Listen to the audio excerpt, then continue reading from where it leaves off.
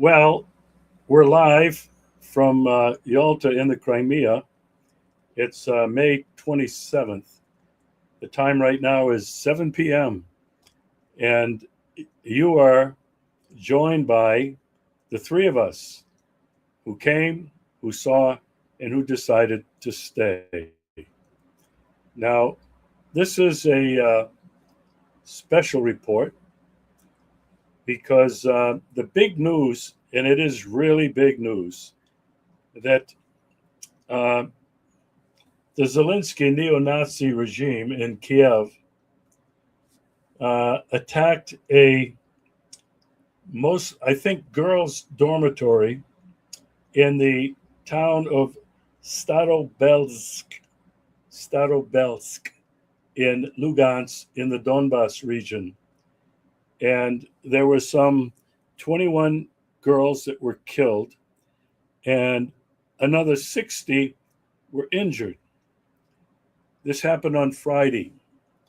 Putin uh, called for immediate revenge, and Russia did respond with what they called a systemic attack on Kiev, the decision and making centers and military administrative buildings, infrastructure, and facilities. And that happened. Putin and other members of the government, including the foreign minister, Sergei Lavrov, they said that this was not just a one-off, that the systematic and consistent attacks on the Kiev regime would continue. Now, this is big news, not only here in Russia, but the reports that are coming out now from the United States is that the U.S. has refused to condemn what Russia is doing. We're going to talk about this tonight with Richard and Peter. You're going to get the perspective of the three of us who've been living here now for many years.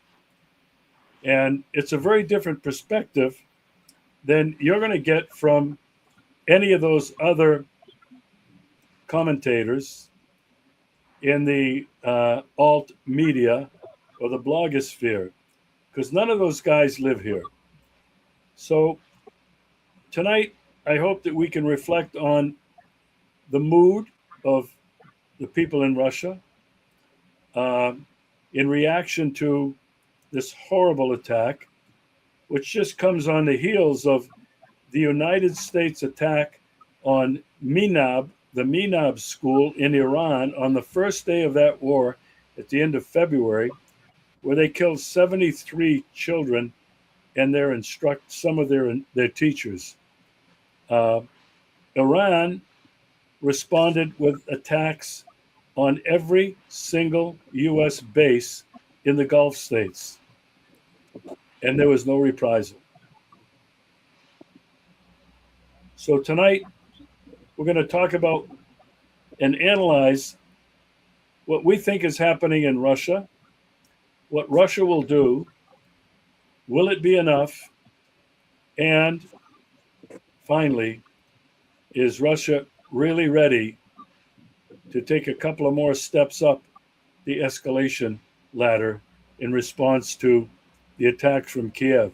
And I want to say right out front that this is not Kiev. It's fairly well known and documented that these attacks are coming from personnel and equipment, drones from the UK, France, and Germany, with the support of the United States. Because without United States satellite reconnaissance and guiding capability, these strikes could not take place. with Ukrainian military personnel. So, to start us off, I'm going to throw it over to Peter. Peter, I'd like to know what your first reaction was, what your second reaction was after uh, Russia heavily bombed Kiev and the local area.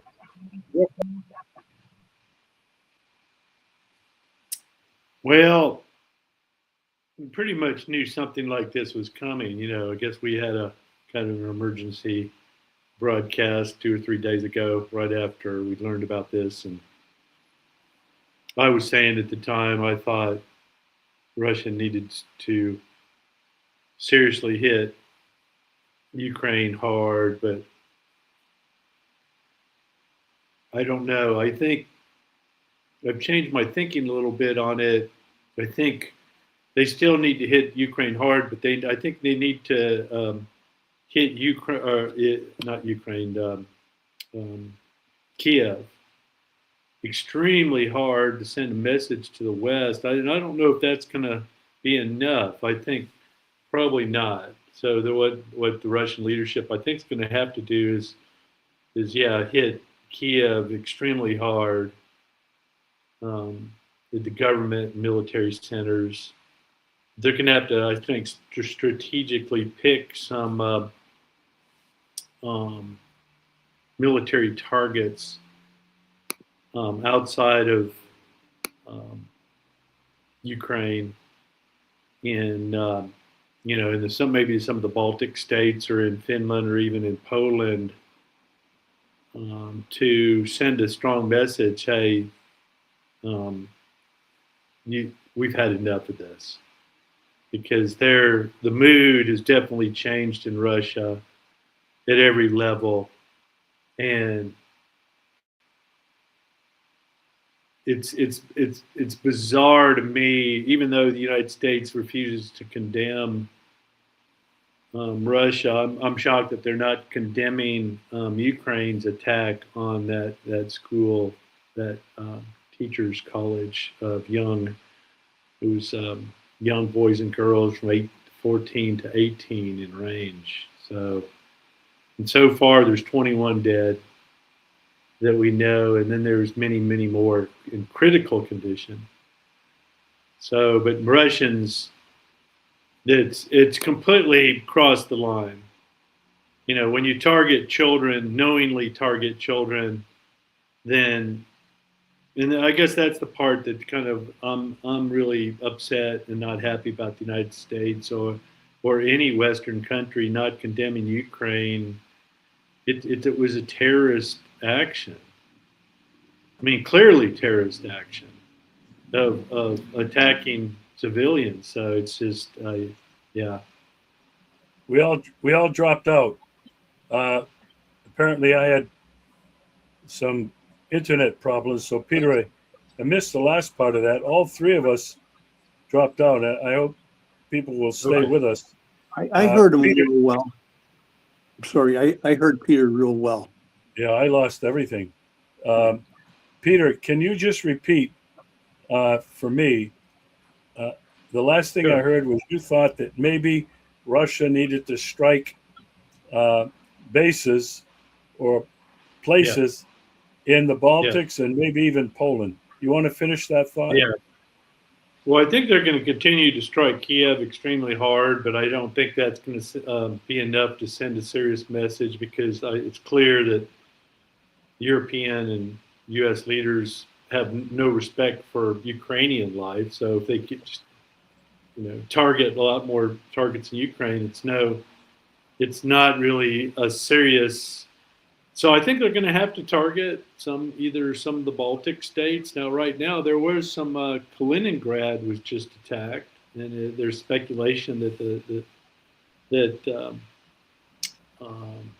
those drones came from either Poland or right above it, Lithuania, I guess. So, and Russia's going to determine where those drones came from, and they're going to say, okay, you're fair game now. You've joined in. You're using, you're opening your military bases and your airspace to these Ukraine, and I think it's more than that. I think they're now launching from either Poland or Lithuania. So this is completely unacceptable. So Russia's going to have to.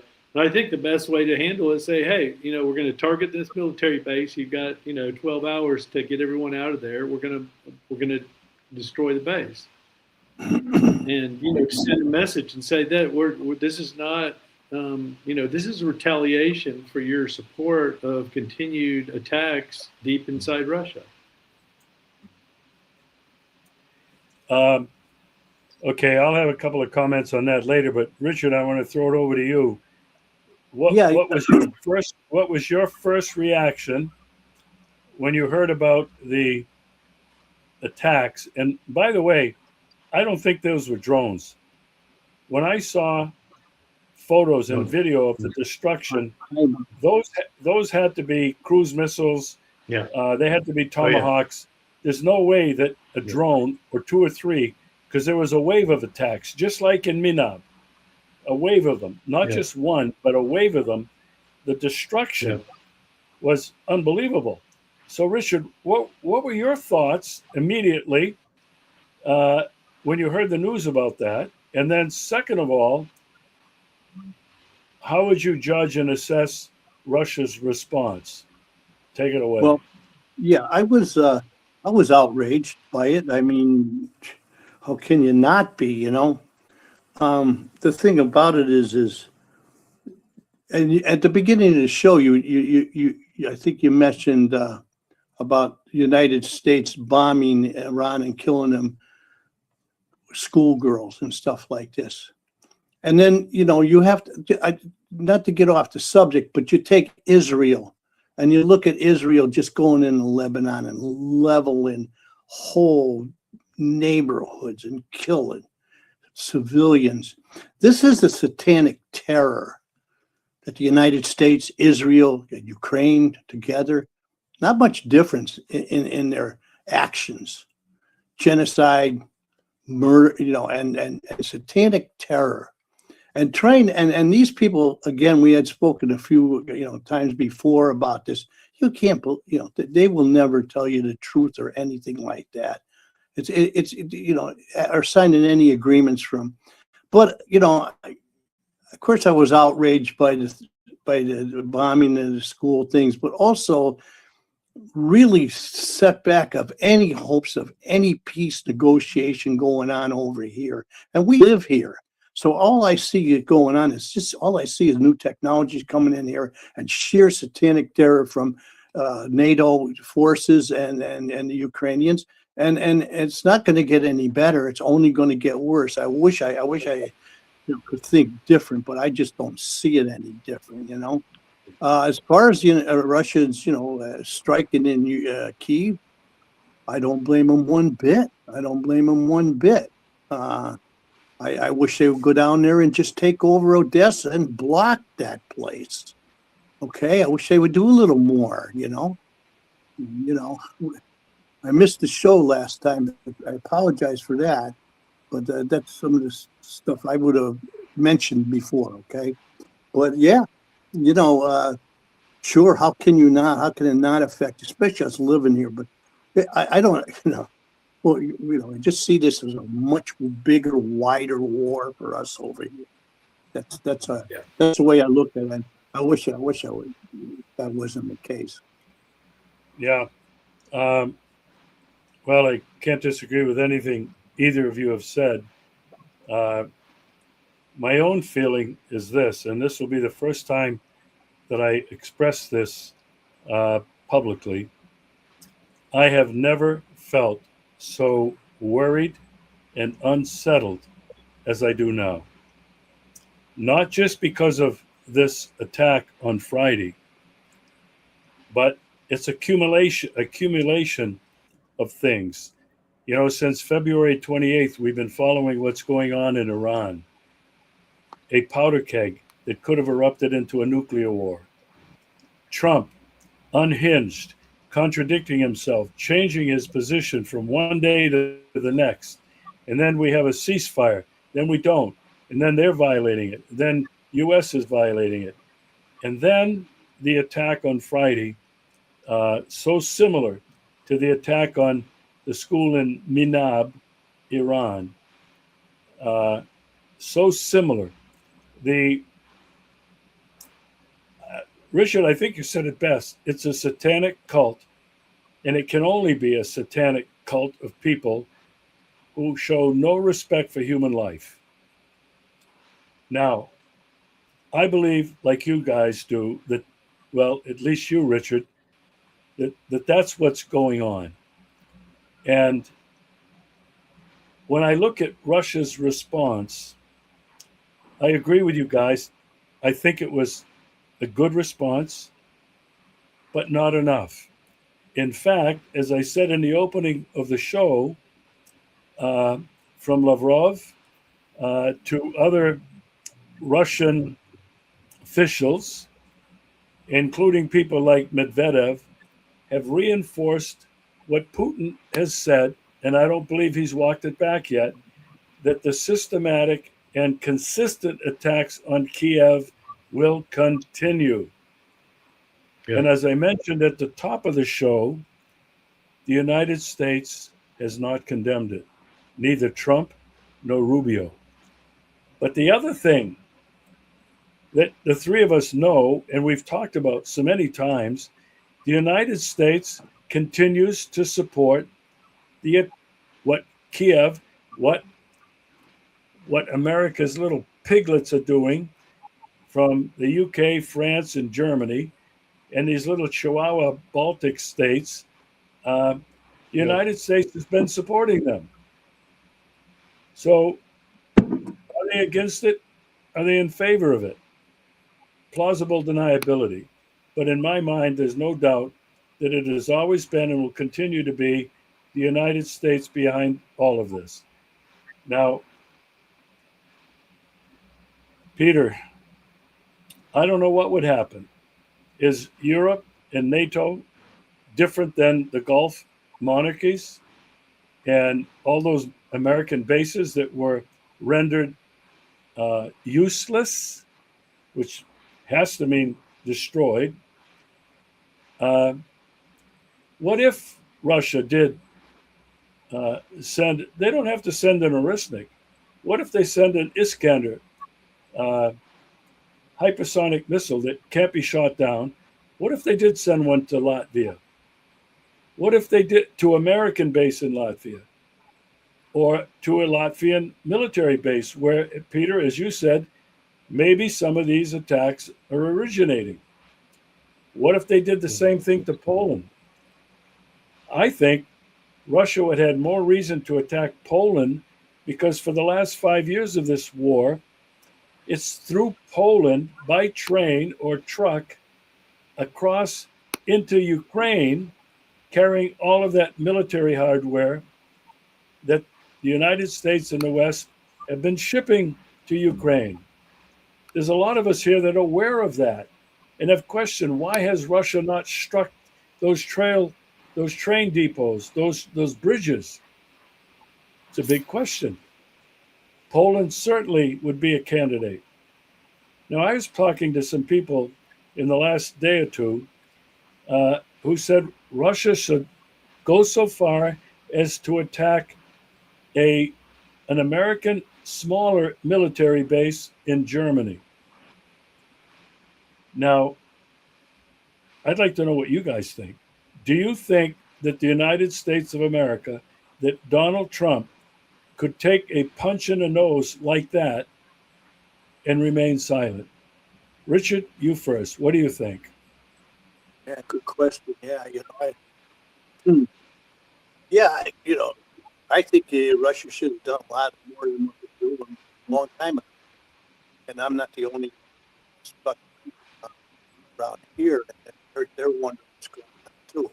Also, just the accomplishments of what Iran did to U.S. bases, surrounding them the first 3 days of in early March. They ate them up. They ate up the Fifth Fleet and Bahrain, ate that whole base right up like nothing. And you don't tell me Russia can't do that. You know what I mean? unfortunately, I think it might almost be like a thing, even the military-industrial complex that is in the Russian Federation. There's some of them making big bucks on this war, and they don't want an end to it. They like it. It's the way it seems. I hate to say that. I can't prove that.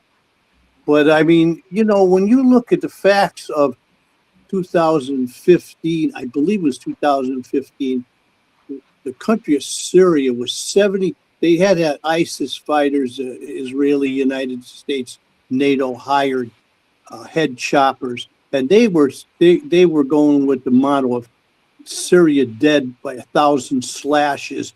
And by the time the Russians came in to support Assad, Syria was down 70%. That place was just about on its knees. And Russia came in 4 months and kicked ass and took names big time and really lifted up the Syrian army and made it, and brought, and what they did there. This is all history. And this is what people here are saying. Look what they did in Syria. They had 2 operations. The first operation was only about 3.5 months. And when that happened, I was saying, wow, why are they quitting now? The reason why they had to quit for a little while is because they had ran their aircraft and their munition stuff. The aircraft, I know, because I'm a jet engine mechanic, so I got a little experience in it, And they ran those aircraft, them fighter jets, so bad that they had to go in to overhaul the whole planes, engine, everything. You know what I mean? They ran sorties. I don't know. They were just nonstop, and they just really did a hell of a job.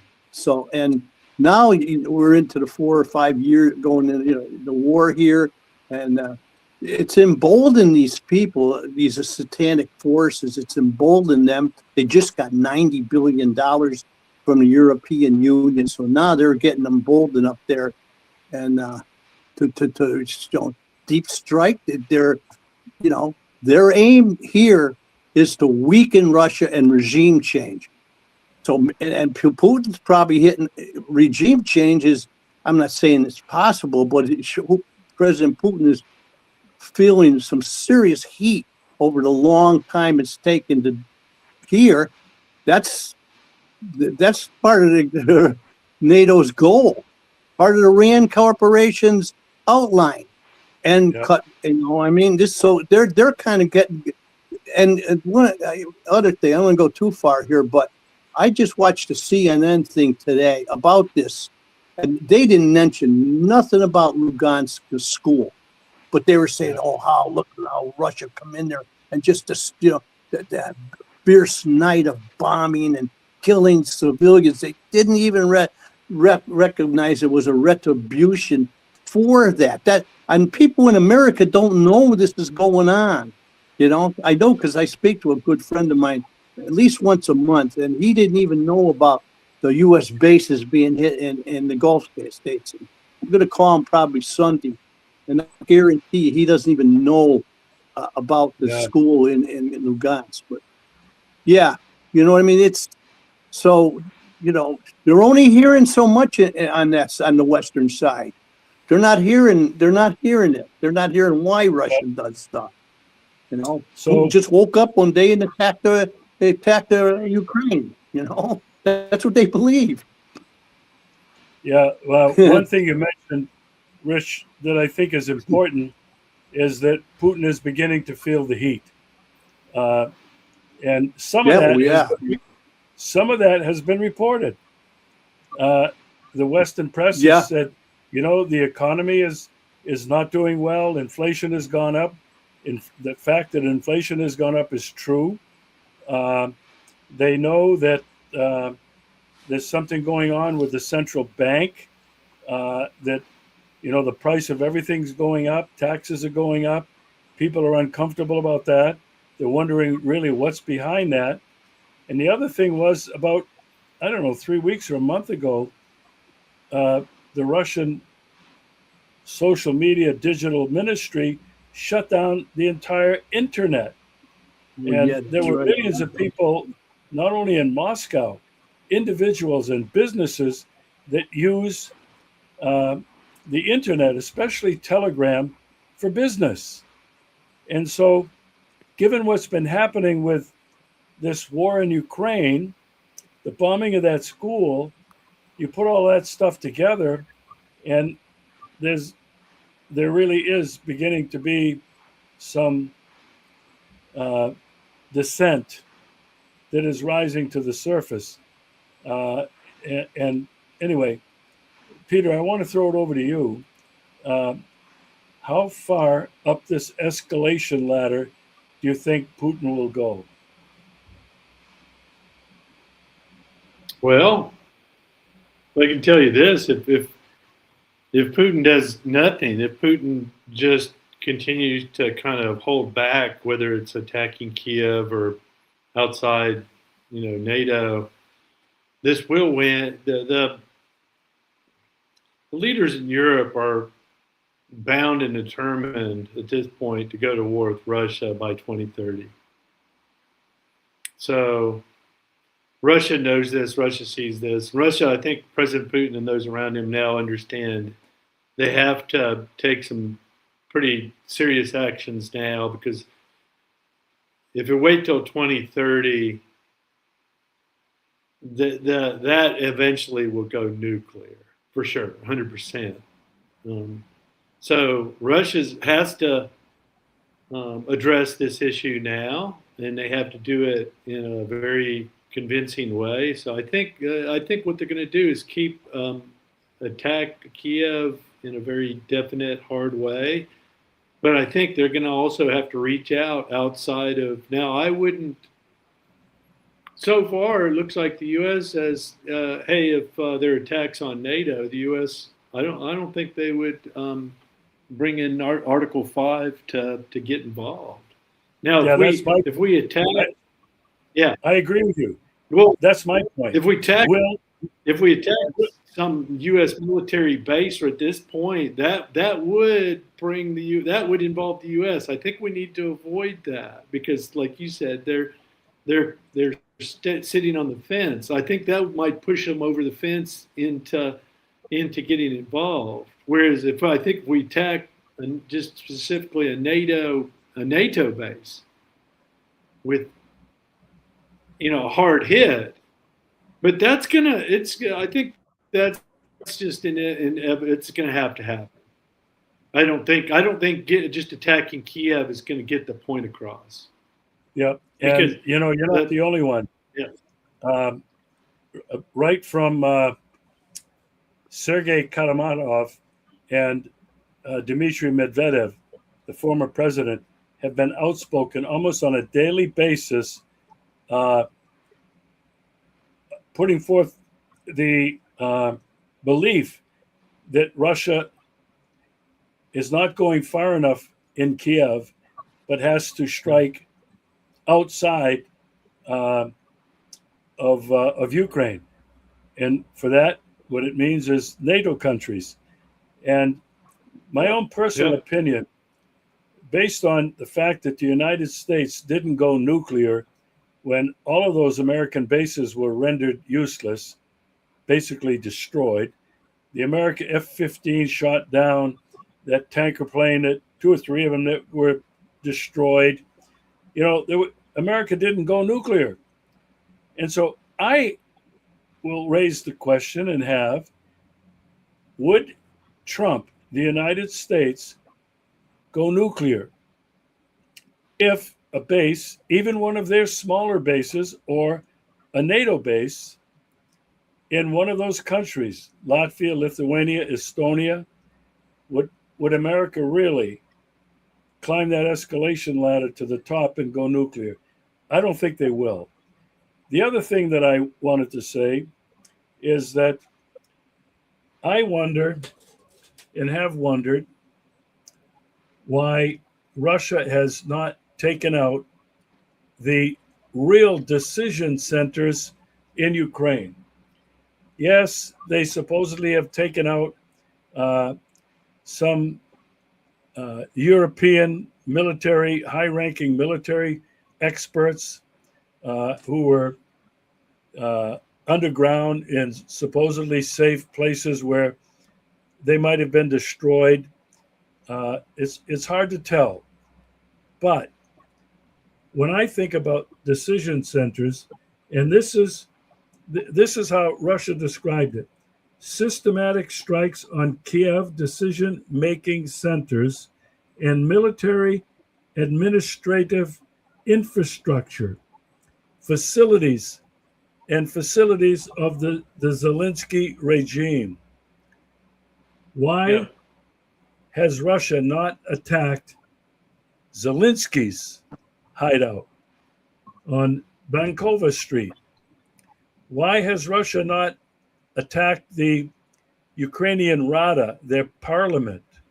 These questions are now being raised by Russians, by Russian social media people, and by some of these hardliners in Russia. And I think I can't say that I'd be happy if Russia totally wasted all of these people in Kiev who are behind it, starting from Zelinsky, that corrupt Zionist Nazi, and his cabal, and and just eliminated them. What I don't want to see, Kiev is a big city. I don't want to see a lot of people killed. But Yeah. Peter, I think, as we've talked about before, what Putin has done and might do in the future before any attack anywhere is to say, okay, you got 12 hours. You get everybody out of there. Civilians, clear out the area. Even the United States has told personnel to get out of the center of Kiev because in 12 hours, we're going to annihilate it. I can't say that I would be happy that many people died. I wouldn't. But the question I raise is, could that finally end this 5-year-on war now?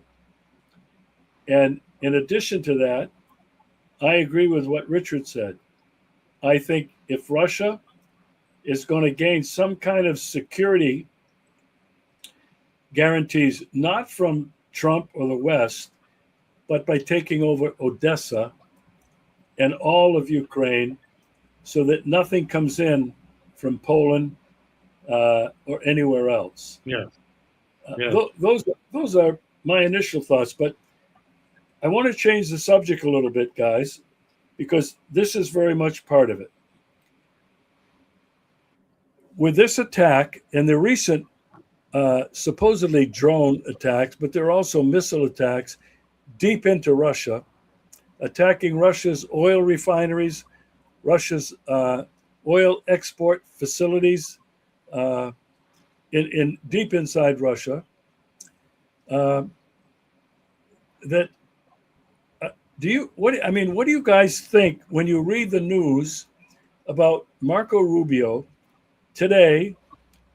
He's been in Armenia, and there's an election coming up in Armenia very shortly, and he signs a deal with Armenia. Had formerly been really tight inside Russia's circle of influence. In fact, among Russia's closest friends. This prime minister that's in there, Pashinyan, he's been bought and paid for a long time ago by the United States, period. We've all been there. We all know that the United States soft power and money has been infiltrating and meddling in the internal affairs of Armenia. Why this is important and very threatening to Russia. Why is Russia remaining silent when Rubio is there signing deals and is to implement what they're calling the Trump plan of an oil pipeline that'll go through Armenia, Azerbaijan, to the Caucasus, and then down through Turkey, and then out into sea. Into Israel? This is an enormous threat to Russia. And it's not only Armenia, but it's the Caucasus, which is on Russia's Eastern Front. And then at the same time, Russia is observing what's going on with Finland, Sweden, Norway in the Arctic, surrounding Russia there with more bases and missiles.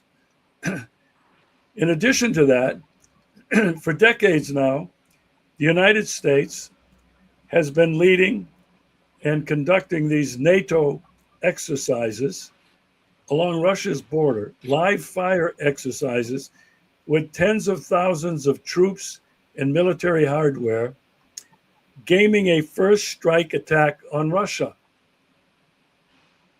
They talk about that. It's about full spectrum domination.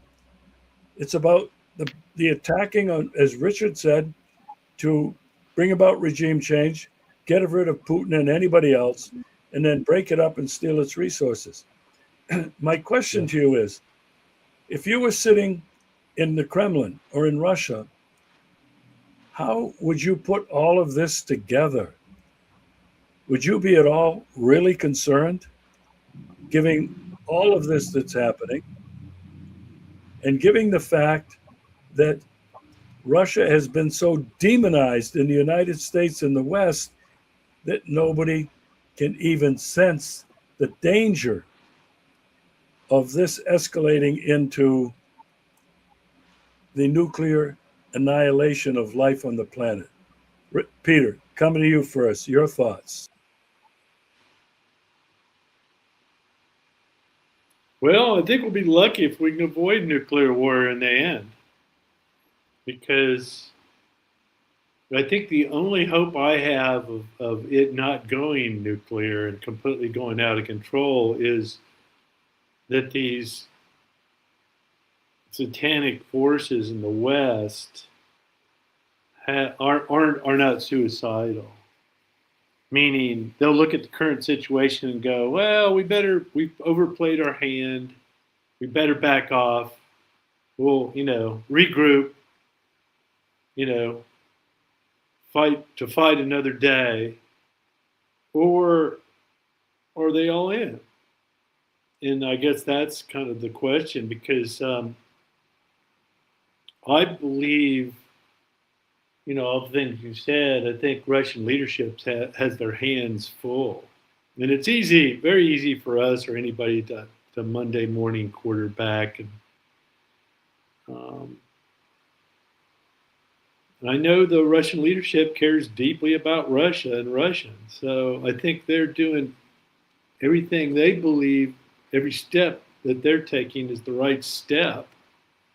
Because realistically, it's like walking through a minefield. Now, I know some people want to compare what Iran did as far as hitting U.S. bases in the Middle East and say, look what Iran did, and U.S. didn't respond. Well, Iran had nothing to lose. They're not a nuclear power that we know of. Maybe they have nukes now, but I don't know if they do or not. But they basically had nothing to lose. Well, Russia has a lot to lose, and Russia's got nukes, a lot of them. And they're very thoughtful and understand that any false move walking through this minefield could set the crazies in the West off. So I think I support President Putin and I support Russian leadership, and I think they're finally understanding they need to go up the escalation ladder and risk the possibility of it going nuclear now. I think now there's less possibility of it going nuclear than if we wait until 2030. Then we're going to be definitely on a nuclear path, because the West, NATO, does not have the conventional weapons. They don't have the manpower. They don't have the armies. It would take NATO and the U.S.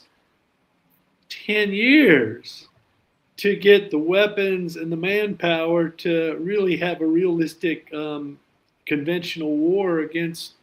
They don't have that much time. So, and Russia knows this. So I think actually a lot of what Russia's done has been good as far as what they've done in Ukraine is they've slowly bled the West weapons cache out.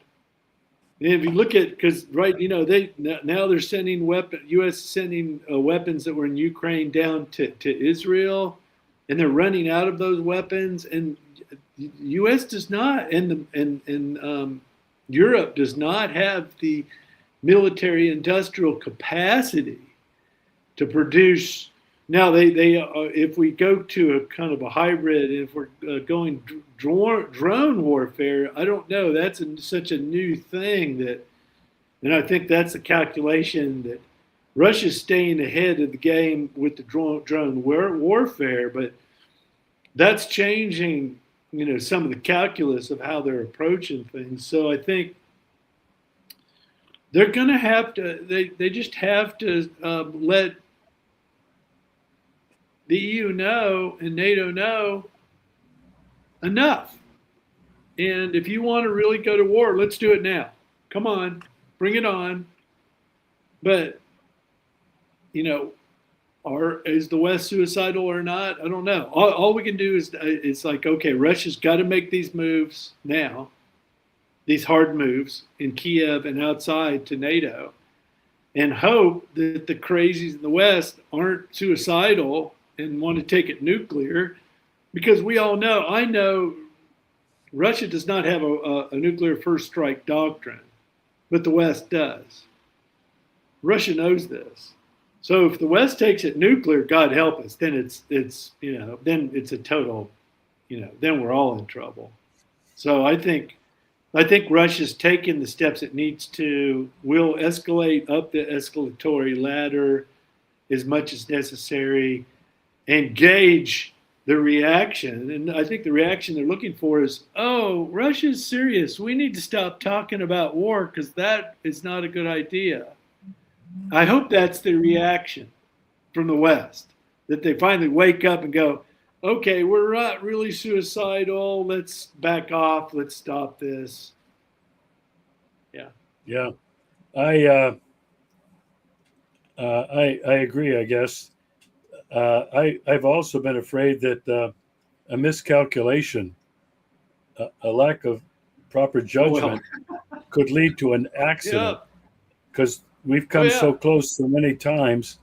But I think that the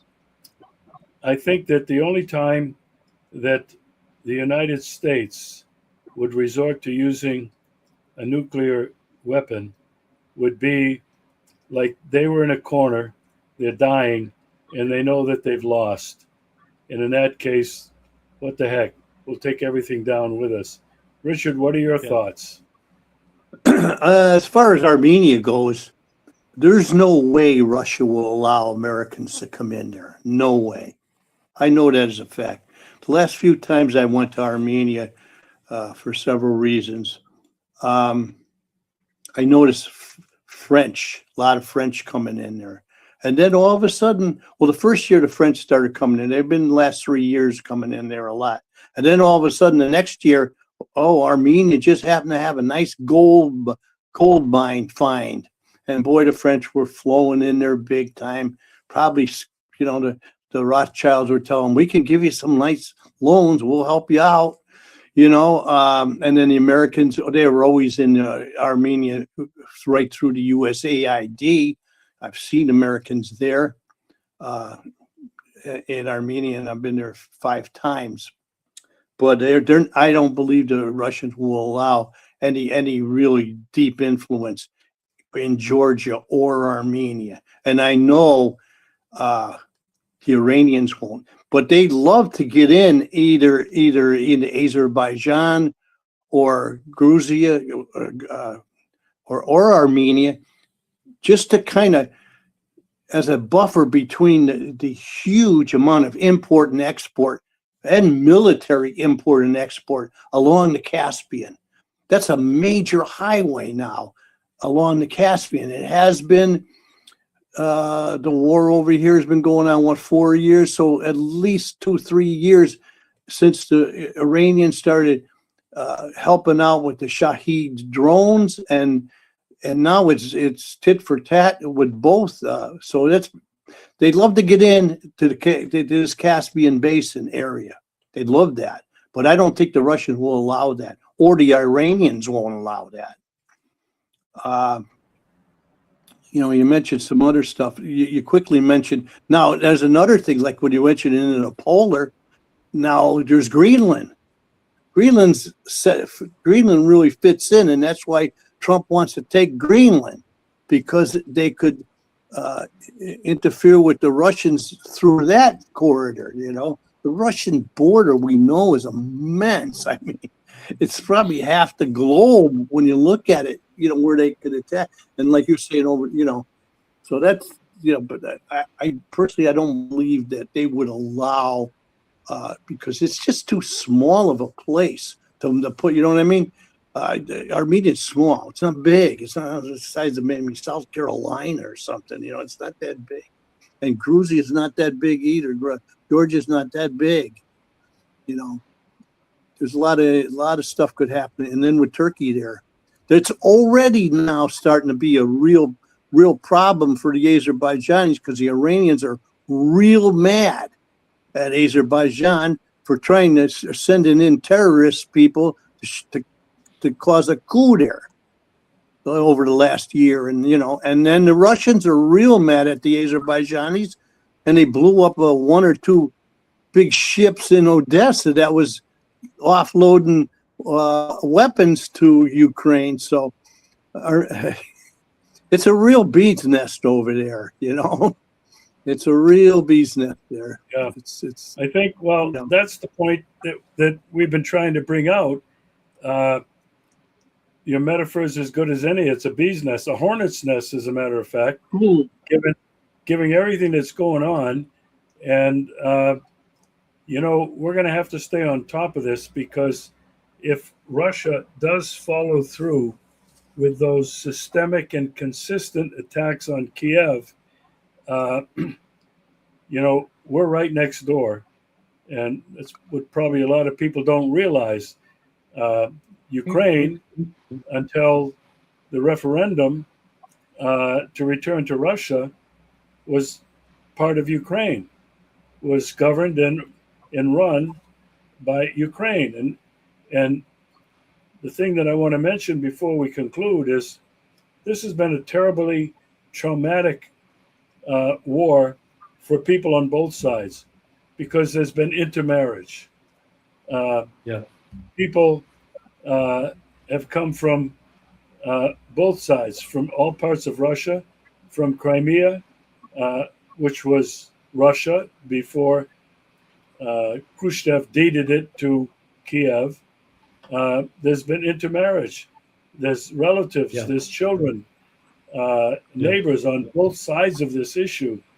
And so, when I talked about in the beginning, and I know we both feel it, I haven't felt so unsettled and worried as I do now, given everything we've been talking about. The attention of the entire world really has got to shift to what comes next, in my opinion, with Russia's threats for systemic and consistent attacks on Kiev. Guys, it's been interesting. I think, I'll end on this note, and Peter, you've said it. We've all been supportive of Russia and the Russian government. The reason is because we realize everything we've been talking about tonight, how Russia is under siege, really. Yeah. The enemy is at Russia's doorsteps, from the Arctic all the way over to the Caucasus. And I often say, what would America do if America was surrounded in China, all the way down through the Caribbean and South America, including, when I say Canada, I mean all of eastern Canada, Nova Scotia. What if they were completely surrounded by military bases of China or Russia? It'd be all over. And so, I think what we're trying to do is to share our views on what life is like in Russia. And we're distracted right now because life in Russia, and for all of the Russian people, it's really tenuous, given everything we've been talking about. Okay, my friends, this has been another really good show. We'll look forward to doing it again next Wednesday. And Wednesday evenings at 7 is going to be our regular show. It'll be live. And the hope is that we can gain some traction and gain subscribers and viewers, because you're not going to get this kind of analysis anywhere else. And so if you appreciate the content, if you appreciate the views and the reporting that the three of us are sharing, please subscribe and like the video. Help us get this message out that really has to go out to the entire world.